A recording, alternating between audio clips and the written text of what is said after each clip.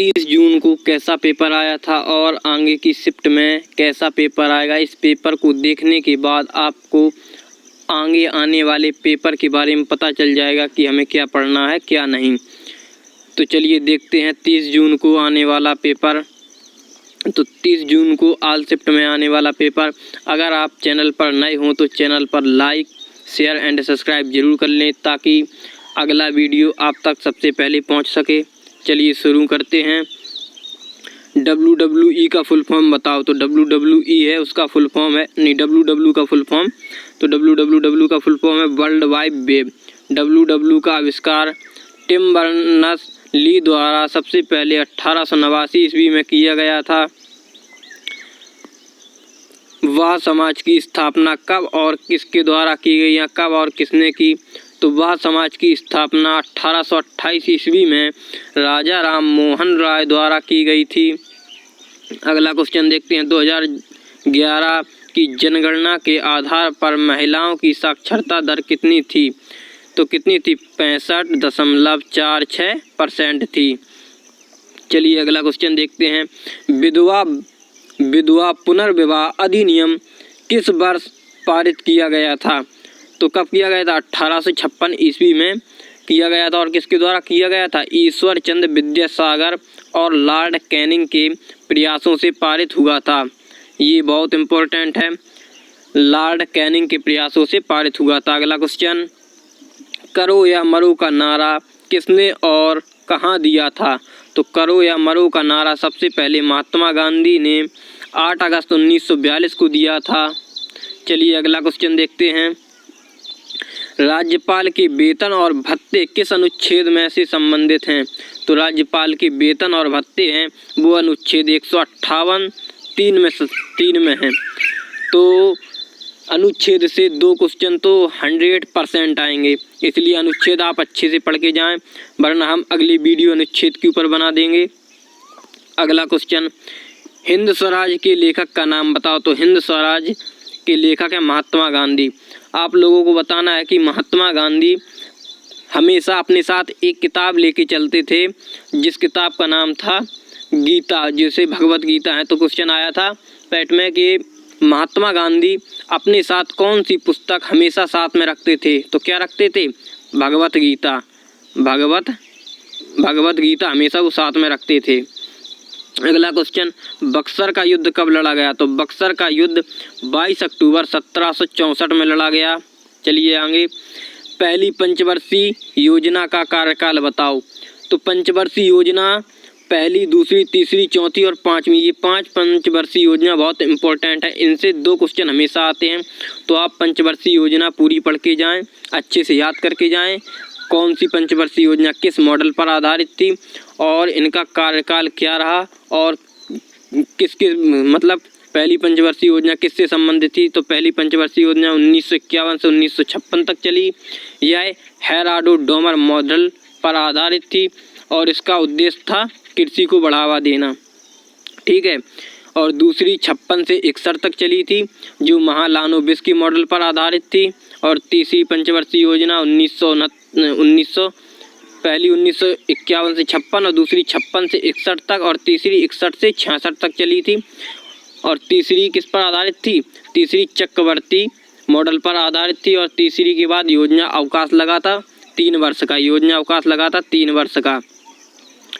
चलिए अब देखते हैं बिहार विधानसभा में कितने सदस्य होते हैं? तो बिहार विधानसभा में 243 सदस्य होते हैं।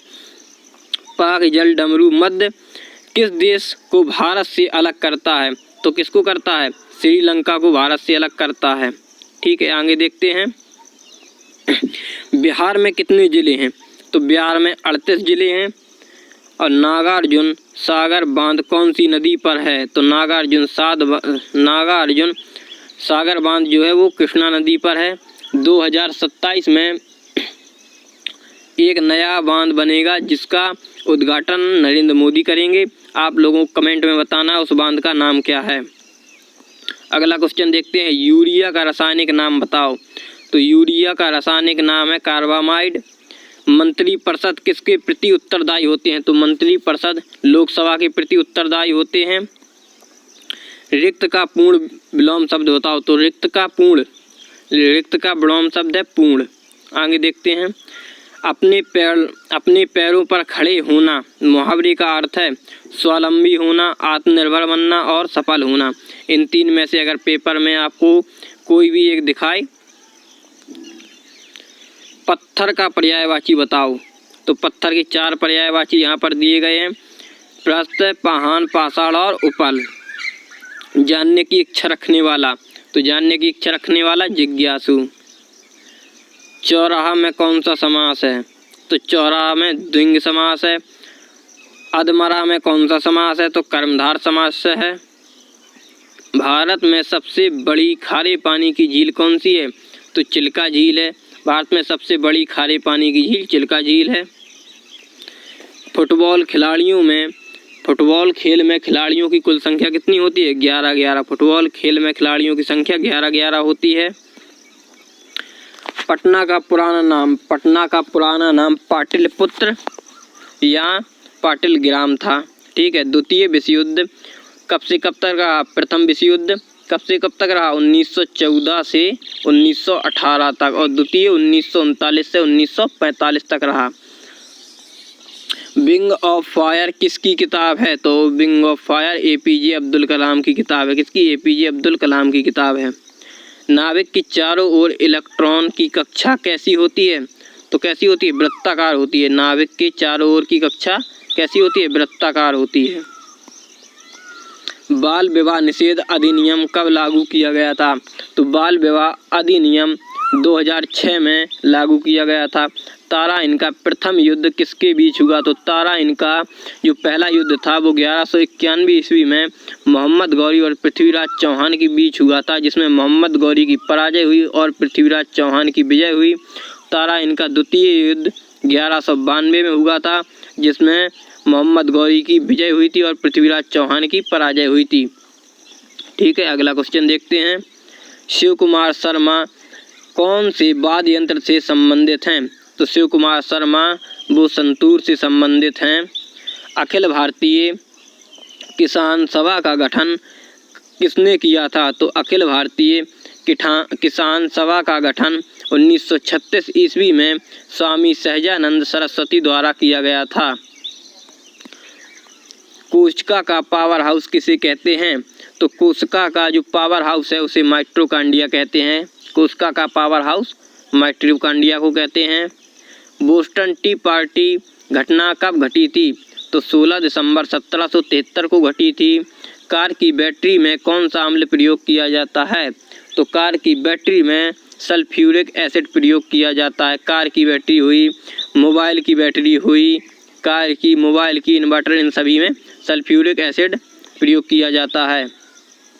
भारतीय रिजर्व बैंक की स्थापना कौन से वर्ष हुई थी, तो भारतीय रिजर्व बैंक की स्थापना 1935 में हुई थी।